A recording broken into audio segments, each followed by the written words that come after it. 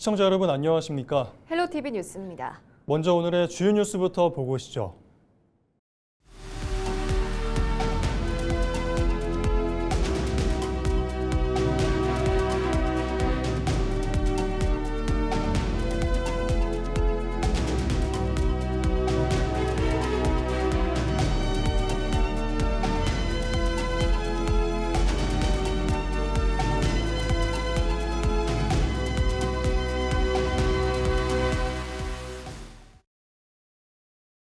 경기 북부에 호우가 이어진 가운데 밤부터 아침까지 의정부와 양주 등에서 모두 4건의 안전조치가 이뤄졌습니다.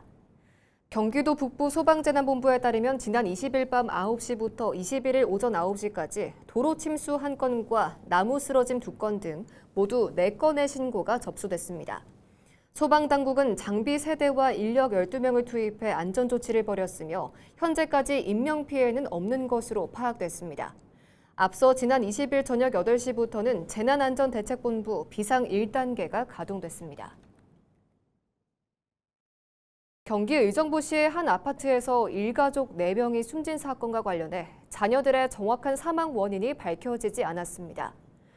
경기 의정부경찰서는 20일 국립과학수사연구원으로부터 숨진 자녀 2명의 사인을 알 수 없다는 1차 구두 소견을 전달받았다고 밝혔습니다. 사건 당시 현장에서 발견된 12살과 8살 자녀들의 시신에서는 외상 등 별다른 특이점이 확인되지 않은 것으로 알려졌습니다. 경찰은 정밀검사가 포함된 최종 부검 결과가 나와야 정확한 사인을 파악할 수 있을 것으로 보고 있습니다.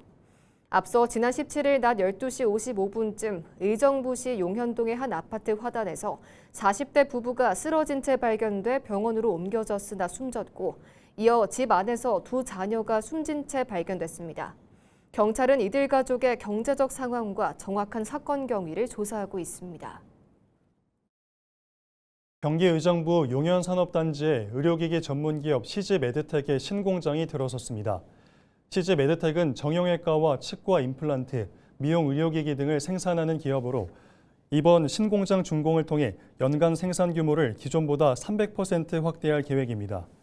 의정부시는 이번 투자가 일자리 창출과 지역산업 경쟁력 강화로 이어질 것으로 기대하고 바이오와 의료기기, AI 등 미래산업 육성에 행정 지원을 강화할 방침입니다.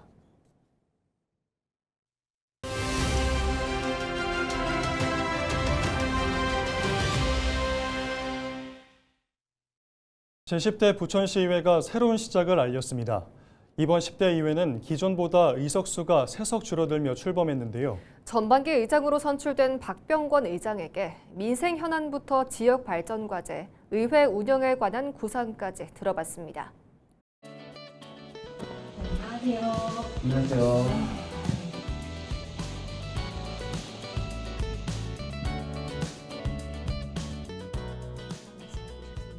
네, 존경하는 80만 부천 시민 여러분, 그리고 저를 믿고 뽑아주신 동료 의원들께 깊이 감사드립니다.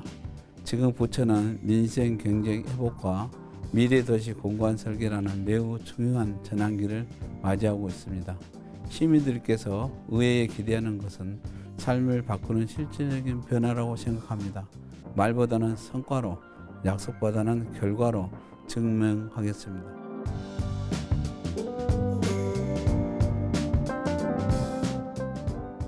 부천 시민의 삶은 결국 사는 곳, 교통, 그리고 일자리와 건강에서 결정된다고 생각합니다. 그래서 저는 주거, 교통, 경제, 복지 이 4가지를 균형 있게 챙기려고 합니다. 특히 중동, 상동을 비롯한 일기 신도시 재정비는 부천 전역의 주거 문제와 직결된 만큼 의회 차원에서 분담금과 부담금을 최소화하는 방향으로 계속 살피고 있습니다. 오랜 시간 부천 시민들이 기다려온 경인선과 경인고속도로 제어와 실제 설계와 예산으로 이어지도록 집행부와 계속 독려할 계획입니다. 또한 대장지구를 중심으로 한 첨단 산업 유치와 청년 일자리 문제, 그리고 공공의료원, 소상공인 지원까지 어느 한 지역이나 한 분야에 치우치지 않고 부천 전체를 보는 의정활동을 하겠습니다. 협치와 감시는 서로 상충하는 것이 아니라 오히려 함께 가야 하는 두 바퀴라고 생각합니다. 의회와 집행부는 부천시 발전과 시민 행복이라는 공통의 목적지를 향해 함께 굴러가야 합니다. 시에서 추진하는 핵심 정책들이 부천의 미래 경쟁력을 높이고 시민 삶에 유익하다고 예산과 입법 지원을 아끼지 않는 적극적 협치 파트너가 될 것입니다. 그러나 예산의 낭비 요인이 없는지, 행정이 시민 눈높이에 어긋나지 않는지 감시하고 견제하는 일에는 타협 없이 철저히 할 것입니다. 반대를 위한 반대, 소모적인 갈등을 지향하되 철저한 대안을 제시하는 생산적이고 일 잘하는 강한 의회의 모습을 보여드리겠습니다. 의정 활동이 시민들께 멀게 느끼지 않는 이유 중에 하나는 의회가 하는 일을 체감하기 어렵기 때문이라고 생각합니다. 물론 지금도 본회의와 상임위원회 활동을 생방송으로 중계하고 있고 저를 비롯한 의원들도 각자 SNS를 통해 현장 소식을 전하고 있습니다. 다만 아직은 이런 채널들이 시민들께 충분히 다가가고 있는지 돌아볼 필요가 있다고 생각합니다. 시민들께서 의정활동에 체감할 수 있도록 가장 확실한 소통을 현장에 있다는 신념으로 책상이 아닌 골목길과 일터 현장에서 시민들과 부딪히며 답을 찾는 자리를 늘려가겠습니다.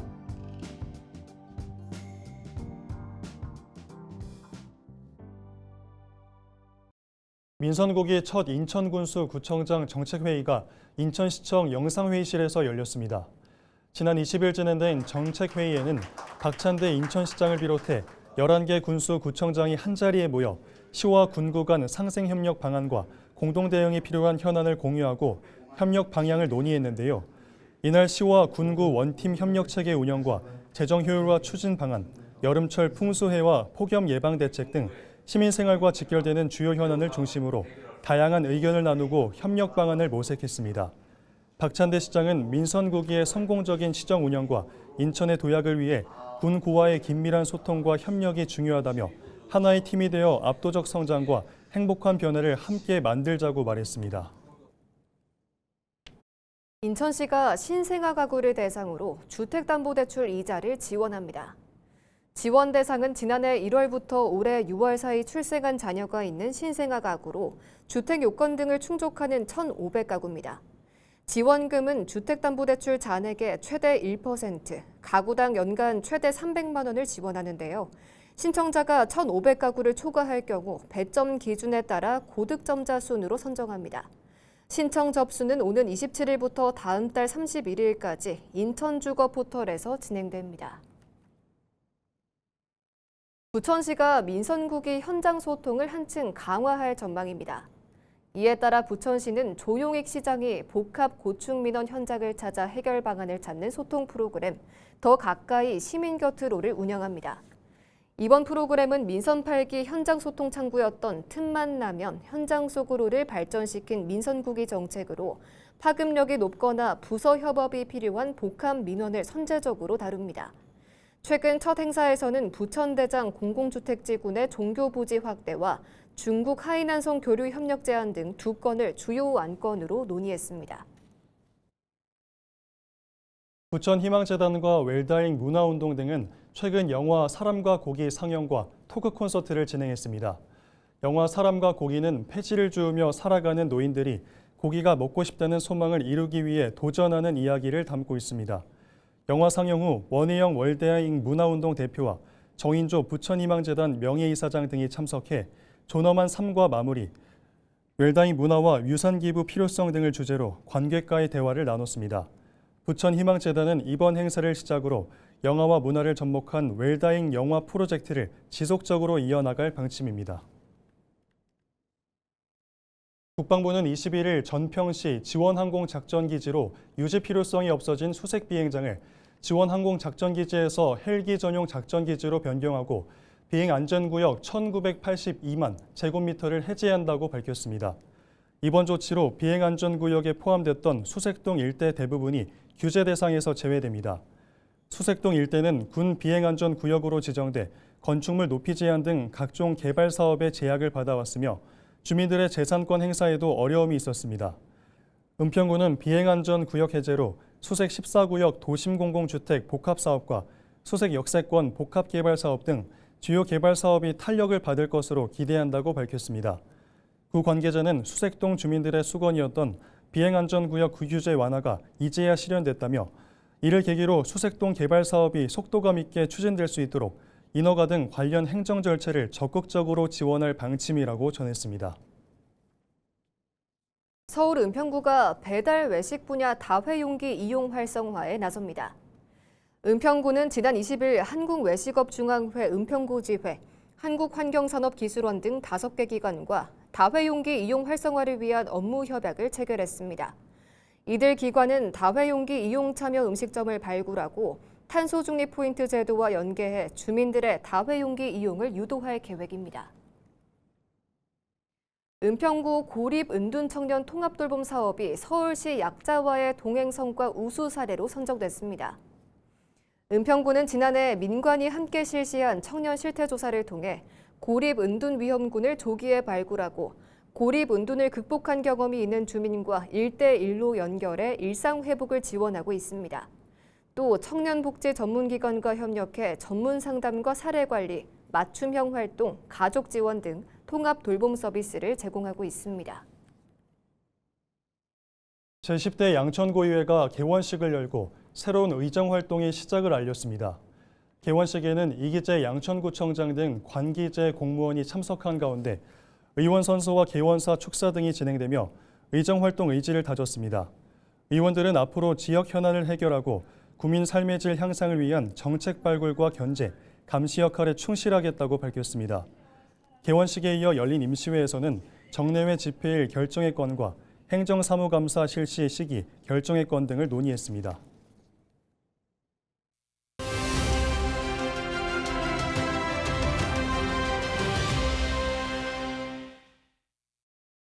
지난 주말 사이 수도권과 경북 등 곳곳에 물폭탄이 떨어지면서 피해가 잇따랐는데요. 비가 국지적으로 내리는 만큼 각별한 주의가 필요해 보입니다. 이번 비 과연 언제까지 이어질지 김승배 한국자연재난협회 본부장 전화 연결해 자세한 이야기 들어보겠습니다. 네, 본부장님, 먼저 올해 장마가 유독 늦었습니다. 장마 시작쯤엔 오히려 잠잠하다가 갑자기 많이 내리는 것 같기도 한데 이 상황 어떻게 보십니까? 네, 올여름 장마는 평년보다 늦게 시작했습니다. 제주도에서는 열흘, 그다음에 중부에서는 약 일주일 정도 늦게 시작을 했는데 그 장마 기간 동안에 시작해서 그렇게 강한 비가 오진 않았는데 지난주 들어서서 그 정체 전선이 다시 한반도 부근에 만들어졌고 이 전선상으로 발달한 저기압이 지나면서 국지적으로 강한 비가 많이 내린 지역이 있었습니다. 특히 충청도, 서울, 경기 북부, 강원 북부에서 2, 3일 사이에 200에서 300mm 정도의 강한 비가 내리기도 했습니다. 네, 그렇군요.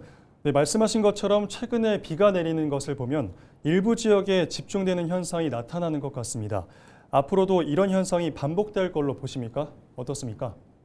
최근 강수의 특징을 보면 어느 지역에서 국지적으로 강한 집중을 보이고 비가 내리지 않는 지역은 더위, 폭염특보가 내려지는 그 양극화 현상이 뚜렷하게 나타나고 있는데 이러한 원인들은 기후변화로 한반도 부근의 상층의 공기가 옛날보다 따뜻해졌기 때문이고 바닷물의 온도도 높아져서 바다로부터 많은 양의 수증기가 증발이 되고 또 대기가 포함할 수 있는 수증기의 양이 늘어났기 때문에 그 북쪽에서 찬 공기와 부딪히게 되면 이렇게 한꺼번에 많은 양의 비가 자주 내리는 형태가 최근 올여름뿐만 아니라 최근 여름에 나타나고 있는데 앞으로 그런 지구온난화로 인한 공기가 따뜻해지는 건 계속될 것이기 때문에 이러한 그 강수 형태는 계속 여름에 나타날 것으로 전망이 됩니다. 네, 그런 만큼 피해가 발생하지 않도록 각별한 주의가 필요할 것 같은데요. 사실 워낙 국제적이다 보니 가늠하기가 쉽지 않습니다. 이것만큼은 꼭 확인하고 주의해라 라고 하실 만한 내용이 있다면 어떤 게 있을까요? 기상청에서 발령하는 기상정보 중에 호우주의보, 호우특보가 있습니다. 앞으로 비가 많이 내릴 것이다, 이런 정보거든요. 그런데 호우 긴급 재난 문자라는 게 있습니다. 이 문자는 앞으로 비가 많이 오겠다는 정보가 아니고 이미 비가 많이 내렸습니다. 그래서 빨리 대피하십시오라는 정보거든요. 올여름부터는 또 재난성 호우 긴급 재난 문자를 보냅니다. 그 비가 내린 정도 기준이 호우 긴급 재난 문자보다 더 강화된 건데, 자, 이런 정보를 받으면 혹시 괜찮겠지, 이런 그 안이한 마음보다는 빨리 그 지역을 벗어나야 그런 소중한 인명 피해를 줄일 수 있습니다. 네, 알겠습니다. 재난성 호우 긴급재난 문자를 받았다면 즉시 안전을 확보하라라는 말씀해 주셨고요. 이 시청자분들은 꼭 기억해 주시면 좋을 것 같고, 끝으로 이번 비 언제까지 이어질지 전망 한번 해주시죠. 지금 정체전선은 이번 주말, 그러니까 24일까지 한반도를 오르내리면서 국제적으로 강한 비가 내리는 곳이 있을 것으로 보이고, 25일 토요일에는 남쪽에 북태평양 고기압이 북쪽으로 확장하면서 정체전선이 올라가 비가 이제 중부지방을 마지막으로 그칠 것으로 보입니다. 그 뒤에는 이제 정체전선 영향으로 비가 내리지 않을 것으로 현 시점에서는 보이기 때문에 25일 조심스럽게 장마가 끝날 가능성이 있을 것으로 예상하고 있습니다. 네, 오늘 말씀 여기까지 듣겠습니다. 김승배 한국자연재난협회 본부장이었습니다. 인천 계양구의회 국민의힘 소속 의원 2명이 폭행 혐의와 겸직 미신고 논란으로 각각 구설에 오르고 있습니다. 한 의원은 의회 사무국 직원을 폭행한 혐의로 검찰에 송치됐고, 현직 부의장은 의회 겸직 신고를 누락한 채 자신의 이름으로 언론 기사를 내보냈다는 의혹을 받고 있습니다. 이관성 기자가 보도합니다. 계양구의회 국민의힘 소속 여재만 의원은 지난 2일 구의회 워크숍 뒤풀이 자리에서 A 사무국장과 언쟁하다 얼굴을 때렸습니다. 이 폭행으로 안경이 파손된 A씨는 전치 2주의 상해 진단을 받았고 지난 7일 여 의원을 경찰에 고소했습니다. 경찰은 피해 사실 조사 후 지난 16일 여 의원을 장애인 복지법 위반 혐의로 검찰에 불구속 송치했습니다. 여 의원과 같은 당인 김연자 부의장은 최근 지방자치법상 의무인 겸직 신고를 누락했다는 논란에 휩싸였습니다. 김 부의장이 의회에 낸 겸직 신고서에는 기자 직함이 없는 가운데 구의원 임기가 시작된 이달 초 인천에 있는 2개 인터넷 매체에 김 부의장의 이름과 이메일 주소가 같은 기자의 기사가 올라온 것입니다. 이 같은 내용을 언론이 취재하자 김 부의장은 전산상 오류가 있었던 것 같다며 해당 매체에 기사 삭제 등 처리를 요청했다는 입장을 밝힌 것으로 나타났습니다. 본인 명의의 기사가 어떻게 나간 것인지, 과거에는 해당 매체 기자였는지 등 구체적인 입장은 밝히지 않고 있습니다. 해당 매체 측은 김 부의장의 이름을 빌려 대행업체가 대신 올린 것이며, 김 부의장이 구의원 출마를 앞두고 대행업체에 빼달라고 했지만 시스템상 누락돼 기사가 계속 올라온 것이라고 해명했습니다. 인천 계양평화복지연대는 단순한 전산 오류로 치부할 수 없으며 김 부의장이 겸직 신고 누락과 기사 대필 의혹에 대해 자세히 해명해야 한다고 요구했습니다. 또 계양구 이외 윤리특별위원회에서 엄격히 처리해야 할 사안이라고 덧붙였습니다. 계양구 의회는 21일 윤리특별위원회를 열고 폭행 혐의를 받는 여 의원의 징계 여부를 심사할 예정입니다. 윤리특별위원회 위원장은 계양구 의회 자치법규상 겸직 미신고 의혹의 당사자인 김연자 부의장이 맡아야 하는 상황입니다. 자신의 의혹조차 명확하지 해명하지 않은 당사자가 동료 의원의 비위를 심사하게 되면서 의회 윤리특위의 공정성마저 도마 위에 올랐습니다. 헬로티비 뉴스 이관서입니다. 이상으로 뉴스를 마칩니다. 시청해주신 여러분 고맙습니다.